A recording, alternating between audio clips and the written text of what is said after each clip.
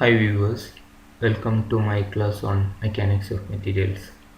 In today's class, I'll introduce another topic, thin cylinder. Thin cylinder is a pressure vessel used to store fluids under pressure. Pressure vessels has many practical applications and they are used to store fluids under pressure. You would have seen the cylinders used to store compressed air, domestic gas cylinder, tanks used to store petroleum products. Such applications are there. So there are many applications for pressure vessels.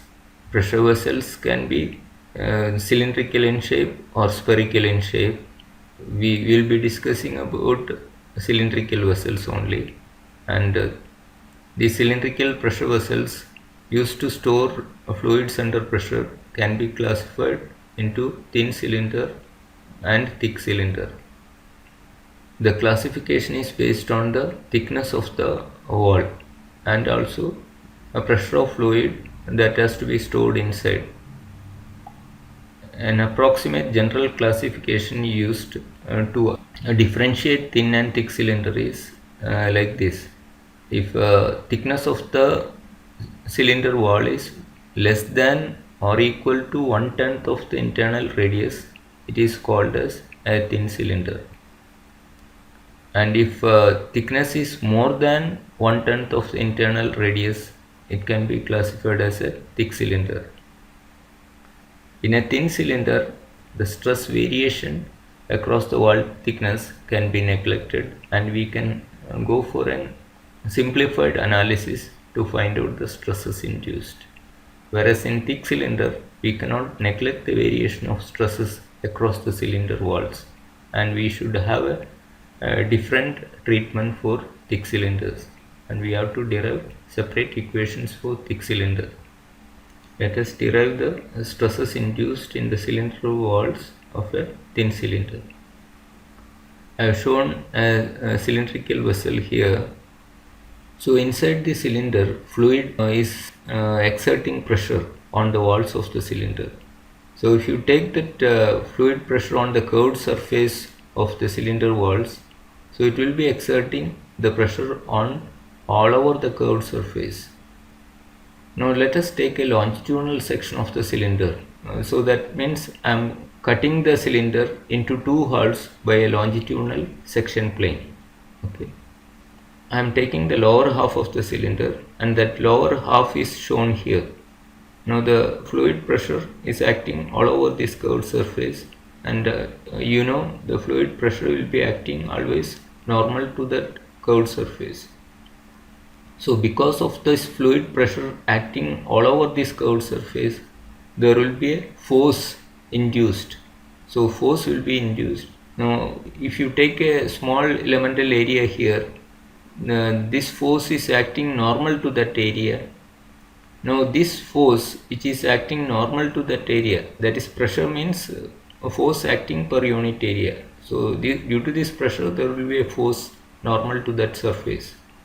Now this force, this elemental force acting on that small differential area which you take here, that can be resolved into horizontal component and vertical component. Now if you take the horizontal component, and here similar area on the left side, the same amount of force will be acting, and you can resolve that into horizontal component and vertical component.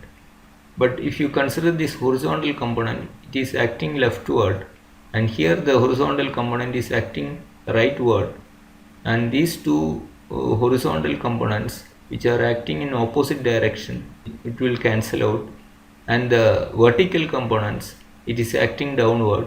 Here also the vertical component is acting downward, that will produce a downward force. So there is no net force in the horizontal direction, only the resultant force will act in the vertical direction. So on this curved surface, the resultant force is acting vertically downward. So when you consider the cylinder, the lower portion of the cylinder, the resultant force is downward, and on the upper side, the resultant force will be acting upward. This is when we take a lower half. If you are cutting that cylinder into two halves by a vertical section plane, and if you are taking the right side portion on this vertical section plane, if you take and remove the right side portion, the pressure forces will be creating a force towards right, okay, on the horizontal direction, and this left half the pressure forces will be exerting a force towards left, and that will be applying the forces rightward and leftward. Okay, so any section plane you take, say if you take an inclined section plane, the resultant force will be perpendicular to that section plane, so it will be acting like this. Okay, if I take a section plane like this, the resultant forces on this half will be acting normal to that section plane, and here it will be acting normal to that section plane. So here you have taken a horizontal section plane, so the resultant force on this part will be acting vertically downward, normal to that horizontal plane, so that will be the resultant force exerted by the fluid pressure. So on the upper half it will be acting upward, so there will be a tendency for these forces break the cylinder into two halves like this. One half is shown here, but this forces, fluid pressure force must be resisted by the cylinder wall. So this longitudinal wall is resisting this force. So longitudinal wall resistance will be offered and stresses will be induced. It will be resisting that force. Okay, so stress means a force acting per unit area. So it is nothing but the force acting over small area, unit area. So this resisting force will be opposing the pressure force. So we have to find out what is the force exerted by this fluid pressure in the downward direction, and that can be equated to the resisting force, and we will get the stress induced on the cylinder walls. To find out the pressure force, you can always, on any curved surface, to find out the pressure force, you can calculate like this: pressure into projected area. Projected area, curved surface you project on a plane. Which direction you are finding out the force? Perpendicular to that direction. Now you project this curved surface on a plane. So if you project this curved surface, okay, this total inner curved surface you project on a horizontal plane, that will give a rectangle. So that is top view of this inner curved surface. The top view of the inner curved surface, it is going to be a rectangle of size, this is a diameter, and it's a length of the cylinder. So projected area is in the form of a rectangle with one side of the rectangle D and another side L. So that is going to be the area, this curved surface when you project on a plane, horizontal plane. So the area of the projected surface will be dl. So you can find out the force exerted as pressure into projected area. So the projected area over which fluid pressure acts is dl. So this curved surface where fluid pressure acts, I have projected that curved surface on a horizontal plane, and that area is dl, and bursting force is pressure into projected area PdL, and this bursting force, this is trying to burst the cylinder, and there will be an upward force on the upper half. So that is trying to burst the cylinder, and it is trying to break the cylinder along horizontal plane. Now the cylinder walls has to resist this force. So resisting force has to be stress multiplied by area. Okay. So stress is, let us take the stress as sigma c, and the area is thickness of the wall into length. That will give area of one portion, and again we have thickness into length of the cylinder, so it is TL. So TL here and again TL on the other side, so you will get the resisting area as 2TL. So both sides cylinder walls, longitudinal walls, are resisting this bursting force due to fluid pressure. So the total resisting area is 2TL. Now this stress is known as hoop stress or circumferential stress because it is acting along the circumference. It is acting along the circumference and it is known as hoop stress or circumferential stress. So this stress you can find out as bursting force divided by resisting area. So bursting force we know PDL and resisting area is 2TL. So PDL by 2TL will get PD by 2T. So you will get the hoop stress as PD by 2T. So hoop stress or circumferential stress in a thin cylinder is given by PD by 2T. And this hoop stress will be trying to stretch the circumference and it will be acting all over the circumference and it will be acting along the circumference. So sigma C, here I have taken a small element on the wall and the stress will be acting like this, which is trying to stretch the walls of the cylinder. Now the fluid pressure is also acting on the side walls. This end face of the cylinder, the fluid pressure will be acting on the end face and this end face is circular in shape and the fluid pressure will exert a force along the longitudinal direction. Now that will try to burst the cylinder on a vertical plane like this. Okay, it can be separated into two pieces like this. I have shown one side, one portion of the cylinder, if it is separating into two pieces due to this longitudinal force. Now one half of the cylinder, one portion of the cylinder is shown. So the fluid pressure on the end walls will be exerting a force like this and other side of the cylinder the fluid pressure will be acting and it's exerting a force in the opposite direction. So that will stretch the cylinder walls in the longitudinal direction. Now if I take one portion after taking a section plane, vertical section plane, and consider one portion of the cylinder, fluid pressure force is acting in this direction and the cylinder walls is resisting this force and the stress induced is shown as sigma L, where sigma L stands for longitudinal stress, which is the stress acting along the longitudinal direction on the cylinder walls.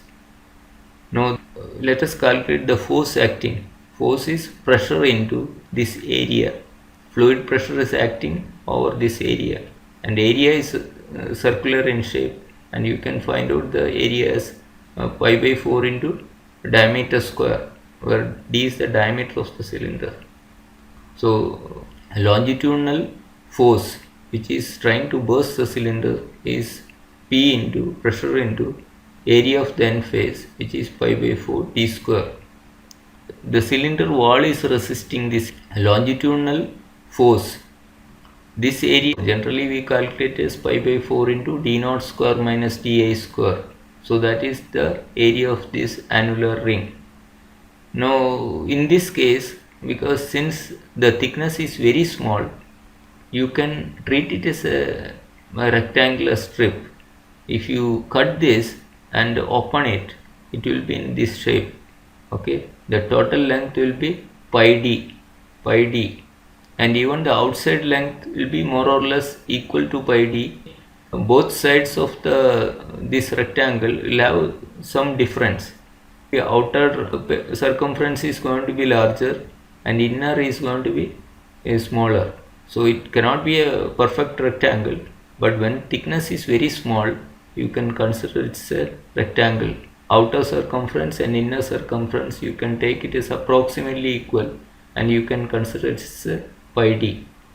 And thickness of the wall is T. So for a thin cylinder, this annular strip, if you stretch, it will be in the form of a rectangle, approximately in the form of a rectangle. And the approximation produced by taking this as a rectangle is going to be very small. So you can calculate the area as pi d into T, where pi d is the circumference. If you stretch, circumference is pi d and thickness is T. So pi dt Actual area has to be calculated as pi by 4 into d naught square minus ti square. But for easy calculation purpose, we are approximating area as pi dt, and this approximation you can do only for thin cylinders. Now once you know the resisting area, this force is resisted by this area, so you can find out the longitudinal stress as force divided by area. That is longitudinal force which is trying to burst the cylinder divided by area resisting this force. So that force is P into pi by 4 d square divided by area resisting is pi dt. So you will get the stress as Pd by 4t. So this is a longitudinal stress induced in the cylinder. So longitudinal stress is Pd by 4t, and which you can see that it is half of circumferential stress or hoop stress, because hoop stress we got it as Pd by 2t. Now it is the longitudinal stress is Pd by 4t. So longitudinal stress is half of the circumferential stress, or you can say circumferential stress is twice of the longitudinal stress. Now this longitudinal stress will be acting along the length of the cylinder, and it will be stretching in the longitudinal direction. It will be exerting force on the longitudinal direction, which will try to increase the length of the cylinder. Whereas this hoop stress or circumference stress will create a stretching on the cylinder walls, and it will try to increase the circumference of the cylinder, or in turn it will try to increase the diameter of the cylinder, whereas this is trying to increase the length of the cylinder. But both the stresses will have a lateral effect. This force is trying to increase the length. At the same time, this will have an effect to decrease the diameter, lateral effect of this force. And this is trying to increase the diameter, but it will have an effect on the length. It will try to decrease the length. So later we will find out the strain induced in the longitudinal and circumferential direction. So we got the longitudinal stress and circumferential stress induced in the cylinder, and we can also find out the shear stress. There is a formula to find out the shear stress as sigma c minus sigma L by 2. This I'll explain later and when I take the principal stresses topic. So sigma c minus sigma L, that is two stresses in the mutually perpendicular direction. When normal stresses are acting, you can find out the maximum shear stress induced in the cylinder as these principal stresses sigma c minus sigma L by 2, sigma c minus sigma L by 2, or sigma L minus sigma c by 2. So the difference in these stresses which are acting mutually perpendicular directions divided by 2, that will give the maximum shearing stress. These are the stresses induced in the cylinder, direct normal stresses induced in the cylinder due to the fluid pressure acting inside the cylinder. It will also induce shearing stresses on the cylinder, which will try to shear the walls of the cylinder. So that maximum shear stress you can calculate as this sigma c minus sigma L by 2, and sigma c we know Pd by 2t, and sigma L is Pd by 4t. So substituting sigma c as Pd by 2t and sigma L as Pd by 4t, Pd by 2t minus Pd by 4t will give Pd by 4t divided by 2 will give Pd by 8t, and that is going to be sigma c by 4 or sigma L by 2. So we know sigma L is sigma c by 2, and maximum shear stress induced on the cylinder walls will be sigma c by 4 or sigma L by 2, 1/4 of the hoop stress or half of the longitudinal stress. This will be the maximum shear stress induced in the cylinder walls. That's all for today. Thank you for watching.